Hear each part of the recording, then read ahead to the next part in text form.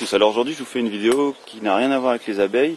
On devait faire un atelier pour ensemencer des bûches pour produire du champignon avec des amis. Et en fait, comme on est confiné, j'ai proposé de le faire en vidéo. Et potentiellement, comme ça peut intéresser du monde, je la mets publique. Comme ça, ceux que ça intéresse pourront voir. Donc le but du jeu, c'est d'être autonome en production de champignons. Moi, j'ai choisi de faire du shiitake parce que c'est facile, c'est le champignon noir chinois. C'est Julien Corbière qui m'a transmis ce savoir-là. Chez qui je suis passé, c'est un copain de lycée qui fait du champignon aujourd'hui près de Bricbec dans la Manche. Et lui, il expérimente ça depuis un moment et donc il a la gentillesse de me refiler un peu ses trucs. Et ça, c'est super cool parce que je vais pouvoir lancer ça rapidement sans passer par toutes les étapes par lesquelles on peut passer quand on fait de l'expérimentation. Donc c'est super cool de sa part, merci. Alors premièrement, il va falloir un lieu adapté. Donc il faut un lieu qui reproduise un peu le sous-bois, parce que voilà, c'est la condition dans laquelle le champignon se développe. Moi j'ai fait un petit trou dans une vieille haie très touffue, très grande, c'est joli. Je trouve que c'est un endroit super sympa, je trouve. On est un peu comme dans du sous-bois, il y avait des fougères et du lierre au sol, donc voilà, ça. Donc une fois qu'on a trouvé un endroit pour mettre nos bûches pour produire nos champignons, il va nous falloir du bois. Donc là nous on a un stère de bois, un stère et demi, enfin j'ai déjà un peu tapé dedans. On a choisi de prendre du hêtre et du chêne, et que ça se développe bien et ça dure assez longtemps pour shiitake, pleurote, le hêtre et le chêne, c'est pas mal. Nous on a pris ces bûches là parce que c'était des arbres qui devaient être de toute façon abattus pour laisser la place aux autres. Donc c'était pour éclaircir une forêt du coin, donc les arbres de toute façon allaient être abattus. Donc en fait on a choisi juste d'utiliser cet éclaircissement pour récupérer les bûches fraîches, parce qu'il vous faut des bûches fraîches. Alors pour les tailles on a fait 1 mètre à peu près, et un 20-25 en diamètre. Il faut que ce soit du bois frais, donc on les abat, et 2 mois maximum après avoir abattu, on inocule. D'accord ? En fait, il y a un fongicide naturel dans les bûches, donc on attend 2 semaines au moins minimum que le fongicide naturel disparaisse un peu. Et puis après, on va pas le faire sécher non plus trop parce qu'il faut qu'il soit frais pour accueillir le champignon, donc on va attendre 2 mois maximum. Voilà pourquoi ces délais-là. Donc maintenant, on va aller s'occuper d'une bûche pour voir comment on inocule le mycélium. Donc voilà, une petite bûche. On va utiliser ce type de brosse pour enlever tout ce qui peut interférer avec notre mycélium. Donc on nettoie un petit peu la bûche. Une fois qu'on a une bûche à peu près propre, on va pouvoir la mettre sur un... Moi je me suis fait ça, c'est Julien qui m'a montré. Hein. Donc c'est juste des triangles qui vont permettre de maintenir la bûche. Tac. On peut y aller à la chignole. Et moi je suis un peu plus feignant, donc je vais y aller à la visseuse. Si vous en faites en grande série, il y a un outil qui adapte les mèches sur les meuleuses, et à ce moment-là, ça va super vite, c'est super simple. Après pour des petites séries, la perceuse ça va très bien. Voilà, donc on fait des trous à 15 cm les uns des autres, et en quinconce. Moi je fais sur les 4 faces, entre guillemets, puisque c'est rond, mais sur les 4 côtés, quoi, 4 points cardinaux.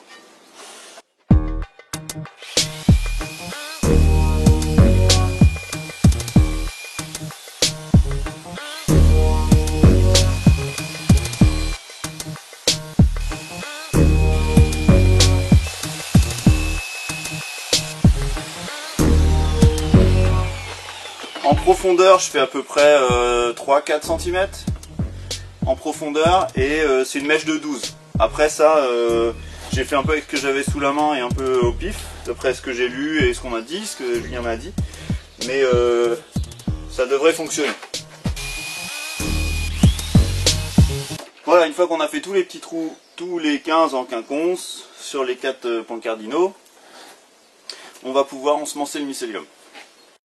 Alors après, il va nous falloir du mycélium. Ça se présente comme ça. En fait, c'est une culture de champignons, de mycélium de champignons dans de la sûre. Donc ça s'achète, ça vaut à peu près 5 € le litre, et j'en ai 5 litres là. C'est suffisant pour faire une 50aine de bûches a priori. Et je vais vous montrer comment je l'inocule. Alors, il y a des super outils dans le commerce pour passer de ma petite sciure là au trou là. Mais quand j'ai voulu commander, c'était en rupture. Donc, comme je pouvais pas attendre, j'ai pris un petit tuyau, un petit bout de tuyau et un petit boulon qui rentre dedans, comme ça. Et en fait, ça va me permettre de mettre. Je vous montre en même temps, donc là on détasse un peu, hein. Ça me permet de mettre, en appuyant comme ça, dans le tuyau. Tac. Ensuite, le boulon, ça me permet d'envoyer comme ça, comme si j'avais une pipette. Et hop, le mycélium est dans la bûche. D'accord? Donc je vais répéter ça sur tous les trous que j'ai fait.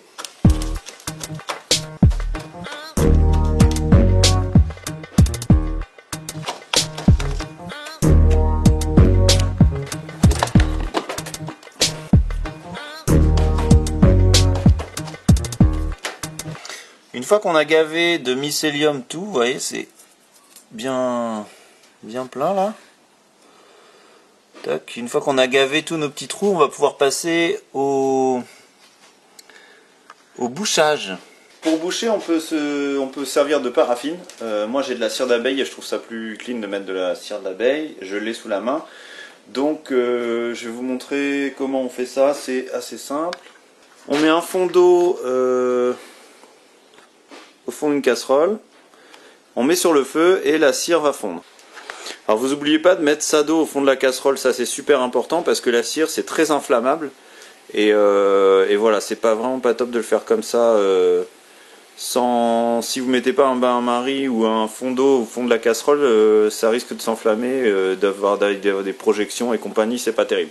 Donc on n'oublie vraiment pas ça, c'est important. Donc ma cire, c'est simplement la cire que je garde, la cire d'opercule que je garde en moule. Après, si vous n'avez pas d'apiculteur près de chez vous, ben vous pouvez en acheter, ou sinon de la paraffine, c'est moins cher, mais bon, c'est un produit pétrolier, donc autant utiliser ce que vous avez de naturel près de chez vous. Bon, comme il y a beaucoup d'apiculteurs qui suivent la chaîne, vous avez sûrement ça pas loin de chez vous. Donc j'ai mis le feu, on attend que ça fonde.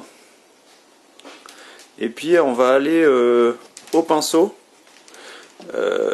badigeonner tous les trous. Donc une fois que la cire est chaude, on va tout simplement prendre avec le pinceau et boucher les trous. Tous les trous dans lesquels on a mis du mycélium, on bouche pour éviter qu'un autre champignon vienne et protéger le mycélium qui doit se développer dans la souche. Tous les petits bobos de l'arbre, on peut couvrir aussi. Toutes les petits bouts de branches qui ont été arrachés, c'est des entrées possibles pour les champignons éventuels. Donc on y va, on protège tout ça avec la cire. Hop là. S'il y a des bouts d'écorce qui sont partis à des moments, c'est pareil, je mets un petit coup. Vraiment partout où ça. Donc ça veut dire, ça inclut le bout là aussi. Chaque extrémité de la bûche, on va également mettre la petite couche de cire qui va bien. Partout où on peut avoir accès, on va dire, à l'intérieur de l'arbre, quoi. L'intérieur de la bûche. Donc ça donne ça sèche doucement.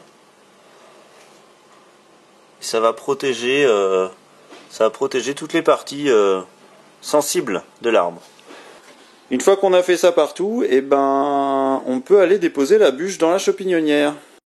Donc dans la champignonnière, nous y voilà. Vous avez plusieurs façons d'installer les bûches. Celles qu'on vient de faire sont là. Ok. Et je les ai mis comme ça, avec la palette en dessous. Ça évite que les champignons du sol remontent dans les bûches. Donc on va dire un vide sanitaire et puis voilà, après on a nos bûches qui vont tranquillement attendre comme ça. On peut aussi les mettre comme ça, hein. Hop, contre une contre une branche, ou voilà, faut juste faire attention qu'il n'y ait pas d'autres champignons déjà installés parce que forcément ils vont prendre la place. Et ensuite, voilà, on attend entre 12 et 18 mois, plutôt 18 d'après ce que j'ai compris. Et puis on passe par la séquence de trempage. On trempe 24 heures. Et puis théoriquement, une semaine ou deux après, on a nos premiers champignons qui se développent. Voilà, donc moi je vais en ensemencer plusieurs comme ça. Et puis voilà, j'espère que ça va vous aider. Désolé pour les copains qui devaient venir à la maison et puis c'est pas possible, mais tant mieux, ça fera une vidéo pour voilà, qui sera accessible pour ceux qui s'intéressent. Voilà, un grand merci à Julien pour tout ce savoir-faire, hein, qui vient pas de moi, qui vient de lui. Et puis voilà, à bientôt tout le monde. Et puis lancez-vous, vous pouvez autoproduire vos champignons. Bon là faut attendre quand même un an et demi avant que ça donne, mais voilà, on essaiera de refaire une vidéo pour voir le résultat. Salut!